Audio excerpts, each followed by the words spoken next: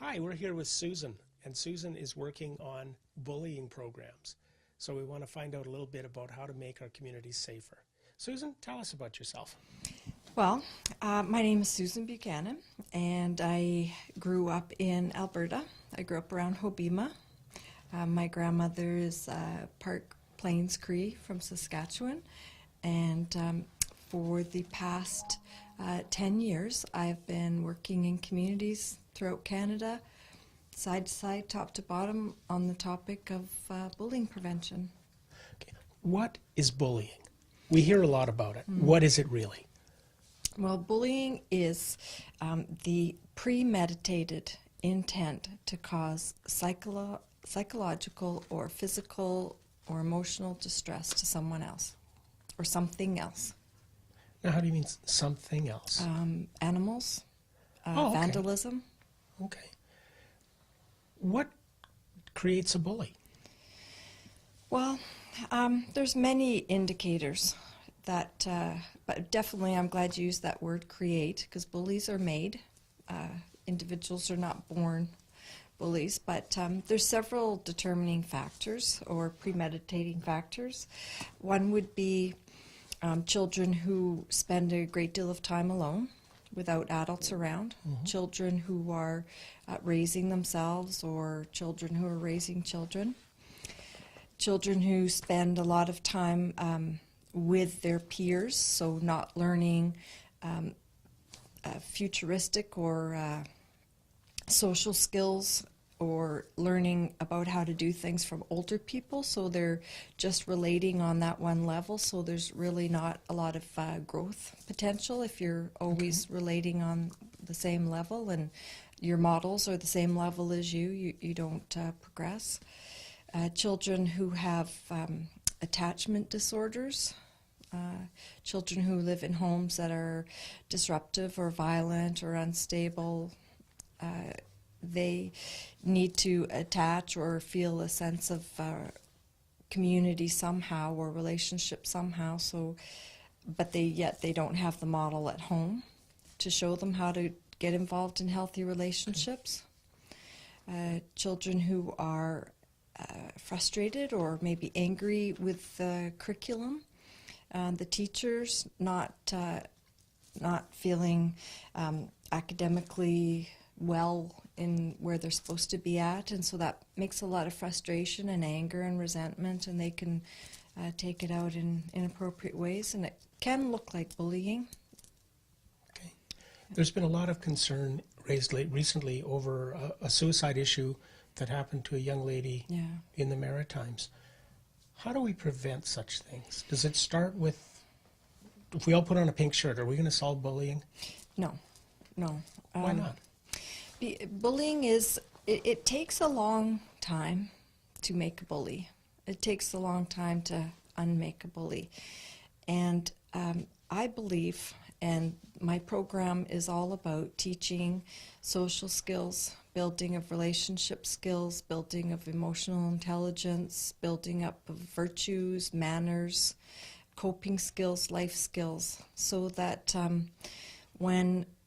as children grow up, they have more sort of tools in their belt, emotionally and socially, to deal with the things that are coming their way. And right now, I don't think they do. Now, in Thunder Bay, Confederation College and the city have adopted a program called Respect.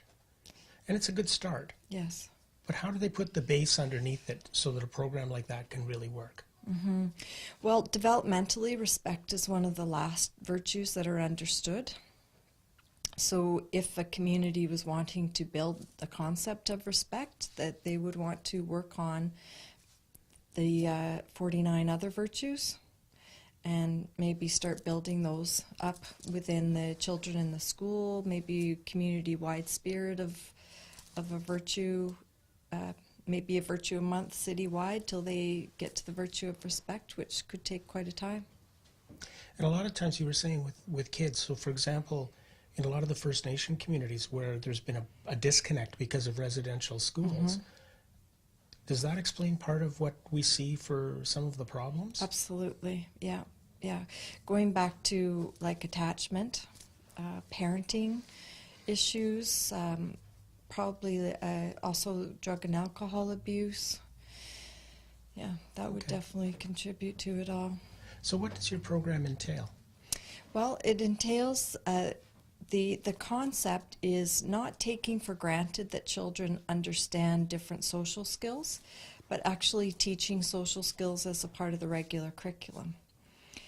Teaching virtues as a part of the regular curriculum, and actually doing lessons on these topics. Building of their emotional intelligence, and really focusing on relationships. So this would be happening, for example, you're traveling and going into the communities and then teaching the program to the students as part of a school? Yes. Well, when I go into a community, I do believe bullying is a community issue, not just the schools. So whenever I do my program, I go into the school, and the children are relieved from school that day. And so all the school staff come together, as well as the health staff, as well as frontline workers in the community, so that the school and all the frontline workers are working together. Chief and council sometimes come to those trainings. And so all the adults hear the same message, and they understand what bullying is and is not. They understand how it comes about. They understand things that they can be doing, very, very doable things like the next day. And then I set the school up on the program, which takes about 1.5 years to complete. And after that, it would just keep going. So I make a weekly calendar of events so the administrator can follow that, and all teachers know which skill and which virtue to concentrate on that week. So it gets to be quite an energy around the school. And the health unit, the youth, the police officers can all follow along with that program and do their own programming initiatives there. Then the following days I do classroom visits. So I go into each classroom and do mini workshops with the students, teaching several social skills in a matter of minutes, and also teaching safe, nonviolent ways to stop a bully, keeping your own power, not giving it to the bully. And then one evening I host a workshop for all community members. It's a parenting focus on raising a bully-free family.